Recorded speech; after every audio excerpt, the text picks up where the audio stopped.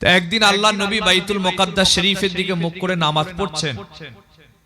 ঠিক এমন সময় রাসূলুল্লাহর সামনে কিছু ইহুদি হেঁটে হেঁটে যাচ্ছে, আর আল্লাহর নবীকে একটু ছোট করে বলতে চাইছে, রাসূল করিমকে তানা মেরে বলতে চাইছে, মুহাম্মাদের দিকে দেখ, সে নতুন ইসলামের কথা বলে, কোরআনের কথা বলে, দ্বীনের কথা বলে, শরীয়তের কথা বলে, নিজেকে নবী দাবি করে, নিজের উপর আল্লাহর কোরআন আর সে দাবি করে, অথচ তাকিয়ে দেখ আমরা যেদিকে মুখ করে ইবাদত করি মুহাম্মদ সেদিকে মুখ করে ইবাদত করে। আল্লাহ রাসূলকে এইভাবে তারা একটু কথা বলে, আর এই কথাটা আল্লাহ রাসূলের কানে এসে যায়। এটা কোরআন শরীফ থেকে কথাটা বলছে। হুজুরের কানে যখন এসে গেল, আল্লাহ নবী নামাজে দাঁড়িয়ে মুখটা আসমানের দিকে তুলে আল্লাহকে মনে মনে বলছেন যে আমার আল্লাহ, আমার আল্লাহ।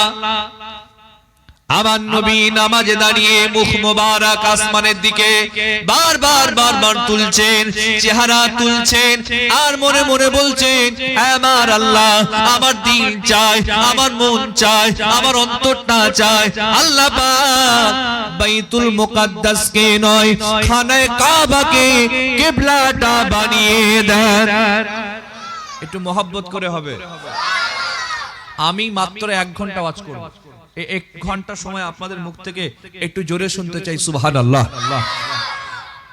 আমি এটা দায়িত্ব নিয়ে বলতে পারি, এই প্যান্ডেল থেকে বাইরে বার হলে কিন্তু সুবহানাল্লাহ বার হবে, আমি লিখে দিতে পারি।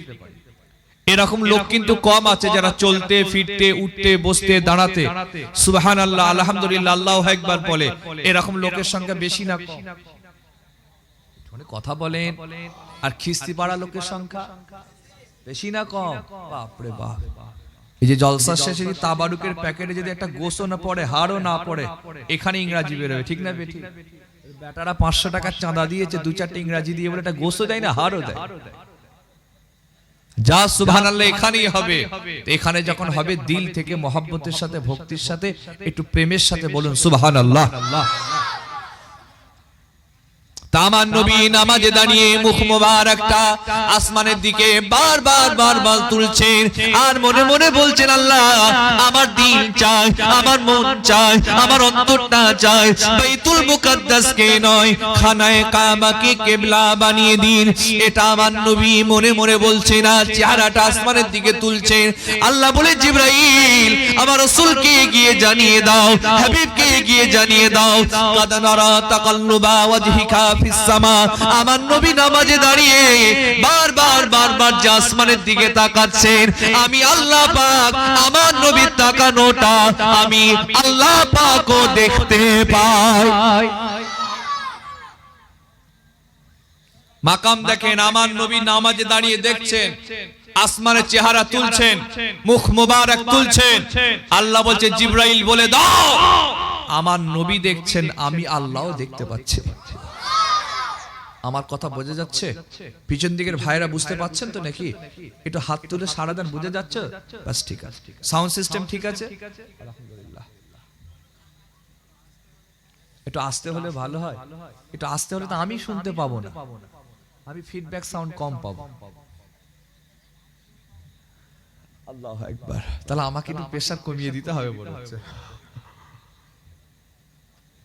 আমার নবী নামাজে দাঁড়িয়ে আসমানের দিকে তাকাচ্ছে। আল্লাহ বলে জিবরাইল বলে দাও আমি আল্লাহ নবী যে তাকাচ্ছেন দেখতে পাচ্ছি। আমার আল্লাহ বলে জিবরাইল আমার রাসূলকে গিয়ে জানিয়ে দাও, হাবিবকে গিয়ে জানিয়ে দাও, আমার নবী যেন চিন্তা না করে, পেরেশান না হয়, চিন্তিত না হয়। আমি আল্লাহ পাক খুব তাড়াতাড়ি কিবলাকে পরিবর্তনের মাধ্যম দিয়ে আমি আল্লাহ আমার নবীকে খুশি করিয়ে দেব। হাবিব আপনি মন খারাপ করবেন না, খুব তাড়াতাড়ি কিবলা পরিবর্তন হয়ে যাবে। কিন্তু কবে হবে আল্লাহ বলেননি, কোন দিন করবেন বলেননি, কোন সময় করবেন বলেননি, শুধু বলেছেন কিবলা পরিবর্তন করে দেব। আমার নবী খুশি হয়ে গেলেন। দিন যায় রাত আসে, রাত যায় দিন আসে, একদিন দুদিন 3 দিন 4 দিন পার হয়ে যাচ্ছে। আমার আল্লাহ কিবলা পরিবর্তনের হুকুম তিনি দিচ্ছেন না, আয়াত নাজিল করছেন না, জিবরাইল আসছে না। আমার নবী চিন্তায় পড়ে গিয়ে বলতে লাগলেন, মনে মনে ভাবছেন আল্লাহ আপনি যে বললেন আপনার নবীকে খুশি করিয়ে দেবেন, আল্লাহ কবে করবেন কবে করবেন এটা তো আপনি বলেন না। আমার নবী একদিন দুদিন 3 দিন 4 দিন সময় পার হয়ে যাচ্ছে। আল্লাহ নবী একদিন আসর কিংবা জোহরের নামাজ বানু মদিনা শরীফে বানু সালমা এলাকায় দাঁড়িয়ে গেছে। আল্লাহ নবী ইমাম, আমার নবীর পিছনে আবু বকর দাঁড়িয়ে, ওসমান দাঁড়িয়ে, আলী দাঁড়িয়ে, সাহাবারা দাঁড়িয়ে গিয়েছেন। আল্লাহ নবী বাইতুল মুকাদ্দাসের দিকে মুখ করে আসর কিংবা জোহরের নামাজ পড়ছেন। 2 রাকাত কমপ্লিট করেছেন আর বাকি 2 রাকাত পড়বেন। আল্লাহ বলে, জিবরাইল আমার রাসূলকে গিয়ে জানিয়ে দাও, হাবিবকে গিয়ে জানিয়ে দাও, আমি আল্লাহ আমার নবীর মনের তামান্নাকে কবুল করে নিয়ে বাইতুল মুকাদ্দাসকে নয়, খানায়ে কাবাকে কিবলাটা বানিয়ে দিলাম। একটু মহব্বত করে হবে না? এটা সকলে মিলে হবে না? না ঠিকবে। আল্লাহ নবী 2 রাকাত নামাজ বাইতুল মুকাদ্দাস শরীফের দিকে মুখ করে পড়েছেন আর বাকি 2 রাকাত নামাজ আল্লাহ পাকের কাবা শরীফের দিকে মুখ করে পড়েছিলেন। হুজুর এই দিকে নামাজ পড়ছিলেন, ঘুরে গেছেন এই দিকে, রাসূলও ঘুরেছেন, সাহাবারা ঘুরে গেছেন। নামাজ শেষ, সালাম ফিরালেন, প্রশ্ন করলেন সাহাবারা ঘুরলে কেন? এই আবু বকর কেন ঘুরলে? এই ওসমান কেন ঘুরলে? এই আমার বেলাল কেন ঘুরলে? আমি তো তোমাদের ঘোরার কথা বলি নাই, কেন ঘুরলে? সাহাবারা জবাব দিয়ে বলেছে, ইয়া রাসূলুল্লাহ, কেন ঘুরেছি জানি না, আপনি ঘুরে গিয়েছেন তাই আমরাও ঘুরে গেলাম। ধরেন আপনাদের মসজিদে ইমাম সাহেব 2 রাকাত নামাজ পড়েছেন পশ্চিম দিকে মুখ করে আর বাকি 2 রাকাত নামাজ পড়েছেন পূর্ব দিকে মুখ করে, ওই ইমাম সাহেবের চাকরি থাকবে না যাবে? কথা বলে না। আপনারা কি আমার উপর রাগ করছেন নাকি? একটু হাসি হাসি মুখ নেই কেন? জানি কি কষ্ট করে বসবাস করছেন। তাবারুকের প্যাকেট দিয়ে দেবো নাকি? দিলে খুশি হয়ে যায়, আল্লাহ কবুল করে। কারণ কিছু কিছু ভাই আছেন যত তাড়াতাড়ি যেই হুজুর তাড়াতাড়ি শেষ করবে সেই হুজুর সব থেকে ভালো, এমন মানুষ আছে না? না। আলহামদুলিল্লাহ আমাদের সমাজে যদি আপনাদের মসজিদ ইমাম সাহেব 2 রাকাত নামাজ পশ্চিম দিকে 2 রাকাত পূর্ব দিকে, ইমাম সাহেবের চাকরি যাবে।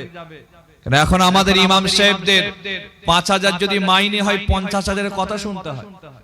ঝাড় দাওনি কেন, ময়লা কেন, এই হয়েছে সেই হয়েছে, কত কথা ইমাম মুয়াজ্জিনদের শুনতে হয়।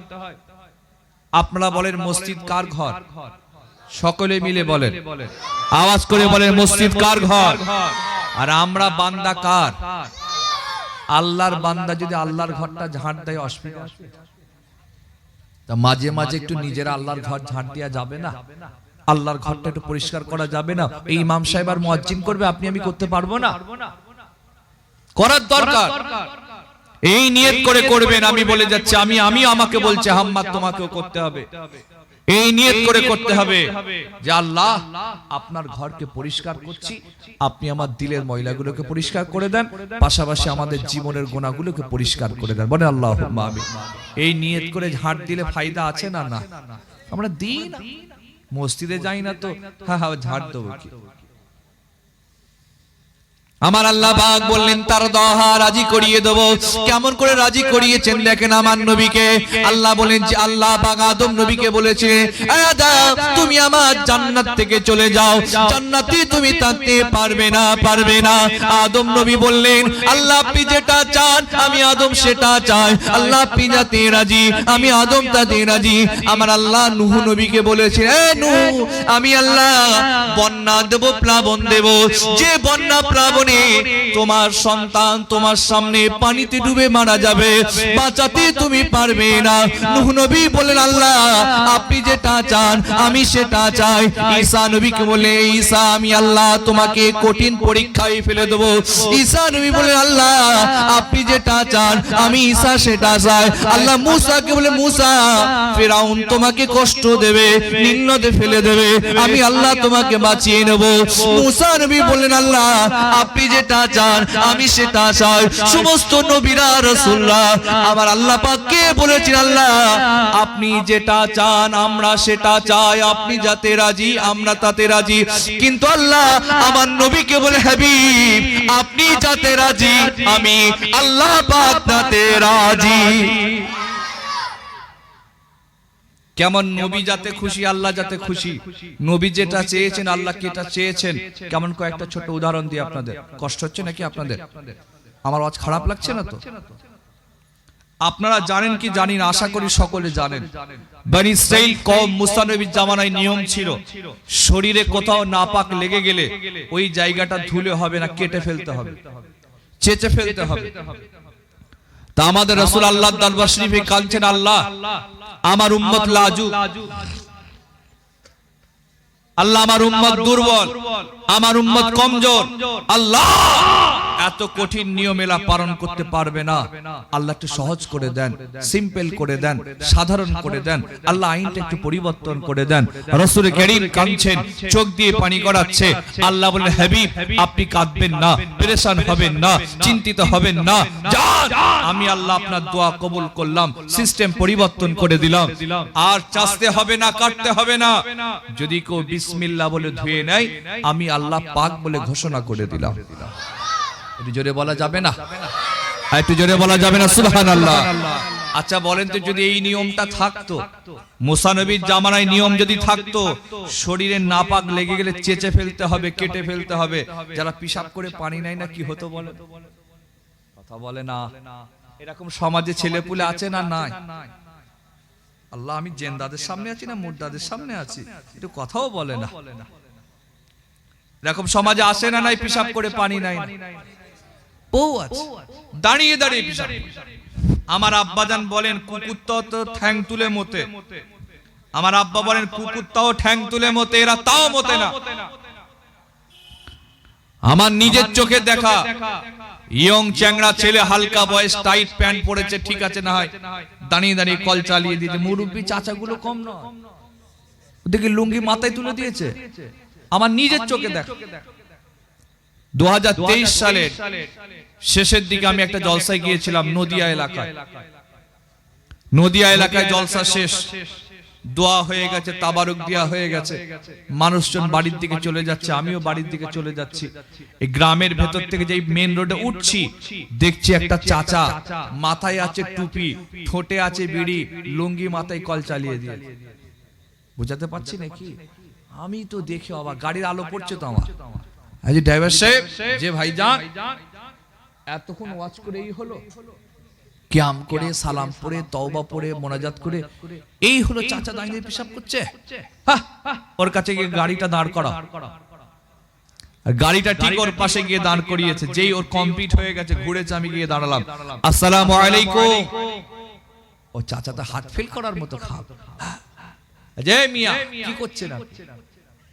আমাকে মাথা নিচু করে, আপনি যা ওয়াজ করছিলেন, কি বলে পেট ফুলে যাচ্ছিল, দম বন্ধ হয়ে যাচ্ছিল, আর রাখতে পারি, ওই অবস্থায় কল চালিয়ে দিয়েছি।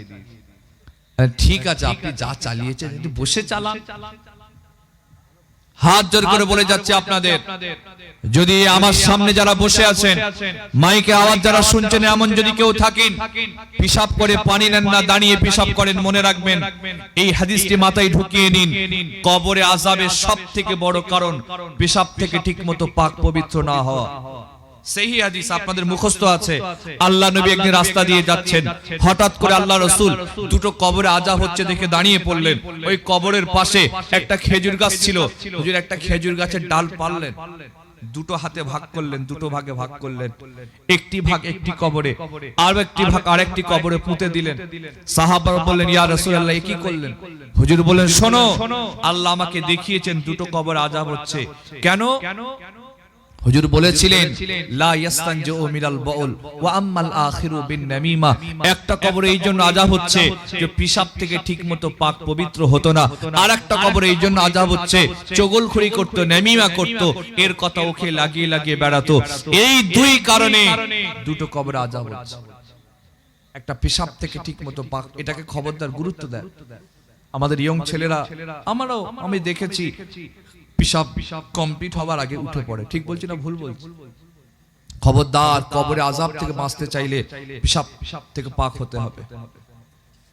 আমার নবী আবার একদিন কাঁদছেন, আল্লাহ পাক, ও আল্লাহ, আপনি আমাকে একটা নিয়ম বানিয়ে দিন, সিস্টেম বানিয়ে দিন, কেননা কিয়ামতের কঠিন ময়দানে আল্লাহ কোটি কোটি উম্মত উম্মতি দাঁড়িয়ে যাবে, আপনার কোটি কোটি বান্দা বান্দি দাঁড়িয়ে যাবে। ঈসা নবীর উম্মত দাঁড়াবে, মুসা নবীর উম্মত দাঁড়াবে, ইব্রাহিম নবীর উম্মত দাঁড়াবে, ইসহাক নবীর উম্মত দাঁড়াবে। আল্লাহ পাক আমার উম্মত উম্মতি দাঁড়িয়ে যাবে।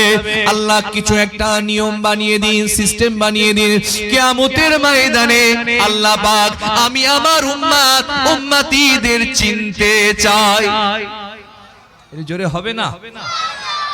আল্লাহ কিয়ামতের দিন আমার উম্মতগুলোকে চিনতে চাই, এরা কারা, কোনটা আমার, এটা আমার, এটা আমার, এটা আমার। আল্লাহ কিছু একটা নিয়ম করে দেয়।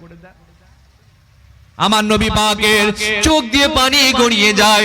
উম্মতের দরদি নবী, উম্মত প্রেমিক নবী, উম্মতের কান্ডারি নবী, উম্মতের দয়ার নবী, চোখ দিয়ে পানি গড়িয়ে যায়।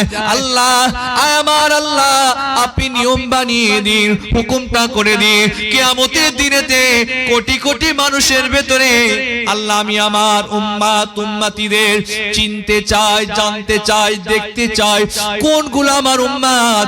আল্লাহ নিয়ম আপনি বানিয়ে দিন। আমার নবী কাঁদছেন, আল্লাহ ভাই আমার হাবিব আপনি কাঁদবেন না, চিন্তা করবেন না, পেরেশান হবেন না, আপনার চোখের পানি আমি আল্লাহ সহ্য করতে পারি না, পারি না। যান যান যান, আপনি যেটা চান আমি সেটা চাই, আপনি যাতে রাজি আমি তাতে রাজি। আমি আল্লাহ পাক আপনার দোয়া কবুল করলাম। কিয়ামতের দিনেতে আপনার উম্মত উম্মতিদের উঁচু জায়গাগুলোকে আমি আল্লাহ আলো জ্বালিয়ে দেব। হাত থেকে আলো জ্বলবে, মুখ থেকে আলো জ্বলবে, পা থেকে আলো জ্বলবে। ইয়া রাসূলুল্লাহ আলো জ্বলা জায়গাগুলো দেখে আপনি চিনে নেবেন এরা হলো আপনার উম্মত। জোরে হবে না? রাসূলুল্লাহ যখন হাদিসটা বর্ণনা করেছেন, সাহাবারা এই গাঁটের বদলে এতটা হাত ধুচ্ছেন, পাটা এর বদলে এই পর্যন্ত ধুচ্ছেন, চেহারা মোবারকটা বেশি করে ধুচ্ছেন। কেন, কি জন্য ধুচ্ছেন? যে কিয়ামতের দিনেতে উজুর জায়গাগুলো আলো যখন জ্বলবে, বেশি করে ধুলে বেশি আলো জ্বলবে, নবী আমাদের আগে দেখে দেখে চিনতে পেরে যাবে। এই নিয়ামতটা কাদের? যারা উজু করেছেন, অর্থাৎ নামাজ পড়েছেন, তাদের জন্য এই নিয়ামত। আর যারা উজুই করে না, নামাজও পড়ে, নিয়ামতটা পাবে? আমাদের সমাজে ছেলেগুলো নামাজই পড়লো না, নামাজই পড়লো না। মসজিদে মুয়াজ্জিন বলছে হাইয়া আলাস সালাহ, এরা বলছে বালা এসে গেছে, কেটে পালা। শুনেছেন না শোনেন? এটা আপনাদের জানা আছে, সকলে জানেন। আজান দিলে কুকুর চিল্লাই, জানেন তো আপনারা? কথা বলে না কেন চিল্লাই বলেন? বলেন ভুলভাল যা হোক বলেন। শয়তান পালায়। হাদিস শরীফে আছে যখন আজান দেয় শয়তান পালায়। এইটা আল্লাহ কুকুরকে দেখায়, কুকুর দেখে চিৎকার করে আরো তাড়িয়ে দেয়। আজান দিলে জিন পালায়, শয়তান পালায়, ভূত পালায়, বালা পালায়। আর এখন আজান দিলে কারা পালাচ্ছে? মানুষ, শয়তান। ছি ছি, ঢোক মসজিদে। কোরআন শরীফে স্পষ্ট বলে দিয়েছে, ফাদখুলি ইবাদি আদখুলি জান্নাতি, হে বান্দা তোরা আমার ইবাদতে প্রবেশ কর, আমি আল্লাহ তোদের আমার রহমতের জান্নাতে প্রবেশ করিয়ে দেব। আমার আব্বা জান, আপনাদের সকলের প্রিয় মানুষ, মহব্বতের মানুষ, মুজাদ্দিদ জামান দাদা পীর সাহেব পিলার মাদ্রাসার বর্তমান মুহাদ্দিস আব্বা হুজুর একটা কথা বলে, আমার মনে পড়ে যাচ্ছে। নিজের নাম ধরে বলে যে আমি অমুক বলছি, তোদের নামাজ পড়তে হবে না, উজু করতে হবে না, শুধু আজান দেবে, মসজিদে গিয়ে বসে থাকবি।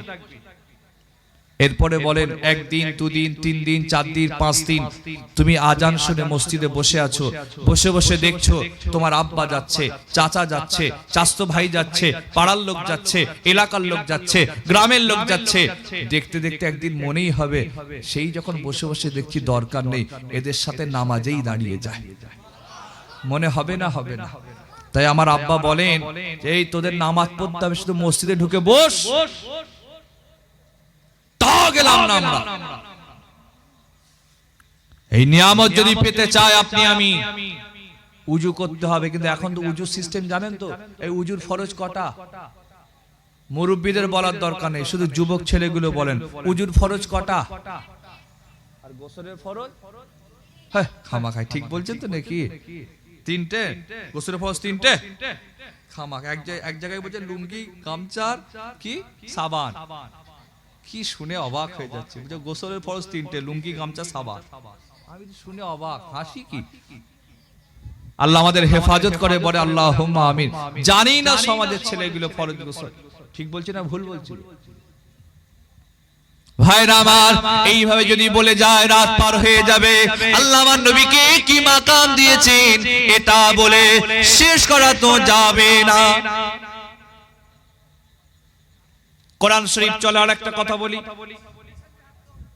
আমার নবীকে একদিন একটা লোক নাম হচ্ছে ওয়ালিদ ইবনে মুগীরা আমার নবীকে গিয়ে বলেছেন, ও মুহাম্মদ তুমি হচ্ছে একটা পাগল।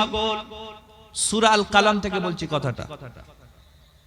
আমার নবী পাককে গিয়ে বলেছিলেন, ও মুহাম্মদ তুমি হচ্ছে একটা পাগল।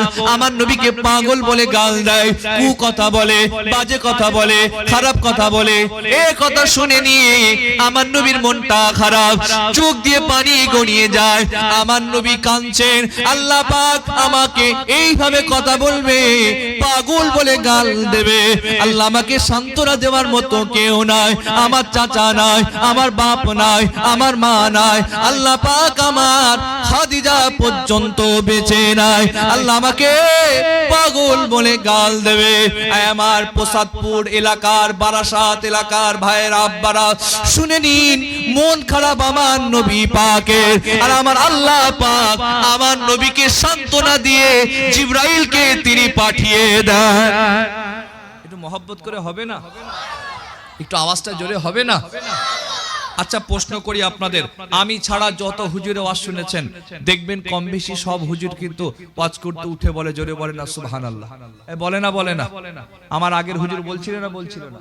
আচ্ছা কেন বলে বলুন তো? বলেন কেন বলে?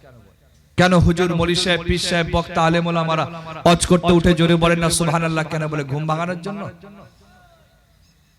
কথা বলে না নাকি এমন কোন ব্যাপার আছে? আল্লাহ মাফ করুক, আল্লাহ মাফ করুক।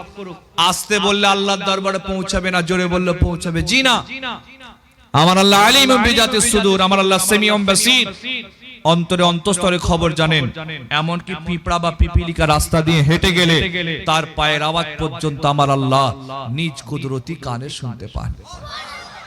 যে আল্লাহ পিঁপড়া বা পিপিলিকার পায়ের আওয়াজ শুনতে পান, সেই আল্লাহ কি আমাদের আস্তে করে বলা সুবহানাল্লাহ শুনতে পাবে না? কোন হুজুর কেন বারবার সুবহানাল্লাহ বলাই জানি না, তবে আমি এই জন্য বলাই মনে রাখবেন, রাসূল করিম বলেছেন একবার সুবহানাল্লাহ বলার কারণে আল্লাহ যেমন 10টা নেকি দেন, 10টা গুনাহ মাফ করে দেন, 10টা মাকাম বাড়িয়ে দেন।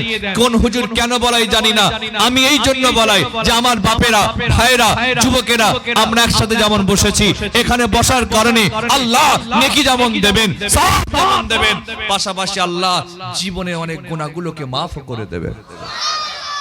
এই জন্য আপনাদের বারবার বলাচ্ছি, বিরক্ত হচ্ছেন না তো আপনারা? আমি এই নিয়ত করে বলাই, কোন হুজুর কেন বলাই জানি না। আমি চাই, আমিও তো গুনাহগার, ভাববেন না যে আমজাদ হুজুরের ছেলে আমি ধোয়া তুলসী পাতা, না, একদম না। কবরে গেলে আমাদের বেশি ঠ্যাঙাবে, এই বক্তাগুলোকে সব থেকে বেশি ঠ্যাঙাবে। কোরআন শরীফে একটা কথা আছে, লিমা তাকুলুনা মা লা তাফআলুন, যেগুলো তোমরা করো না কেন বলে বলে বেড়াও। আমার মতো অনেক হুজুর, মৌলভী সাহেব ওয়াজ করে কিন্তু কিছু নিজেই মানে না। অনেক হুজুর আছে নামাজই পড়ে না, আছে না? না, খেয়াল করে দেখবেন, তাকাবেন, নামাজ পড়ে না, মিথ্যা কথা বলে। আরো আর বেশি গভীরে যাচ্ছি না, আরো কত কি সব খারাপ কাজের সাথে যুক্ত থাকে। আল্লাহ হেফাজত করে, বলে আল্লাহুম্মা আমিন। আল্লাহ আমাদের সকলকে হারাম থেকে হেফাজত করে, বলে আল্লাহুম্মা আমিন। আমি আমাকেও বলছি, কেন কবরে আমাকে জবাব দিতে হবে? পীর সাহেবের ছেলে, হুজুরের ছেলে, এর ছেলে, অমুকের ছেলে, কোনো লাভ আছে নাকি? কিচ্ছু লাভ নেই। তবে মানাকিব আহলে বাইত সম্পর্কে হাদিস পাকে একটা স্পেশালিটি আছে, ওটা খাস ব্যাপার। আমার রাসূলুল্লাহর মনটা খারাপ, আমার নবীকে পাগল বলে গাল দেয়। আল্লাহ বলে জিবরাইল চলে যাও। আল্লাহ নাযিল করে দিলেন, নুন আল কালাম মা ইয়াসতুরুন মা আনতা বিনি'মাতি রাব্বিকা বিমাজনুন। জিবরাইল বলে দাও, আমি আল্লাহ বলছি, আল্লাহ বলছি, আমি আল্লাহ বলছি, আল্লাহর রহমতে, আল্লাহর ফজলে, আল্লাহর করুণায় আমার হাবিব তিনি কোনো পাগল নন। মন খারাপ কার? রাসূলের। মন খারাপ কার? রাসূলের। যদি বলেন মন খারাপ কার? সান্ত্বনা দিচ্ছেন কে? এর জোরে হবে না, জোরে হবে না। মন খারাপ রাসূলের, আমাদের মন খারাপ হলে বাপ সান্ত্বনা দেয়, মা সান্ত্বনা দেয়, ছেলে সান্ত্বনা দেয়, স্বামী স্ত্রী সান্ত্বনা দেয়। এই রোল মন খারাপ রাসূলের, আর সান্ত্বনা দিচ্ছেন তামাম কায়নাতের মালিক আমার আল্লাহ। সেই নবীকে আমাদের সমাজে কিছু লোক আমাদের মতো বলে, মরে গেছে পচে গেছে বলে, শাফাআত করতে পারবে না বলে, বড় ভাইয়ের মতো তুলনা করে সেই নবীকে আমাদের। আস্তাগফিরুল্লাহ।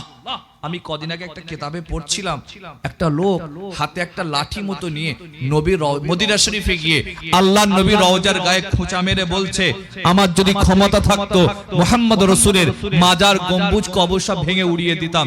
এর ভেতরে মুহাম্মদ নেই, ওর হাড় হাড্ডি গোশত মাংস নেই। নাউজুবিল্লাহ বলবেন না, যদি বলবেন না নাউজুবিল্লাহ। আমাদের আকীদা কি নবীরা জিন্দা না মুর্দা? সবাই মিলে বলেন।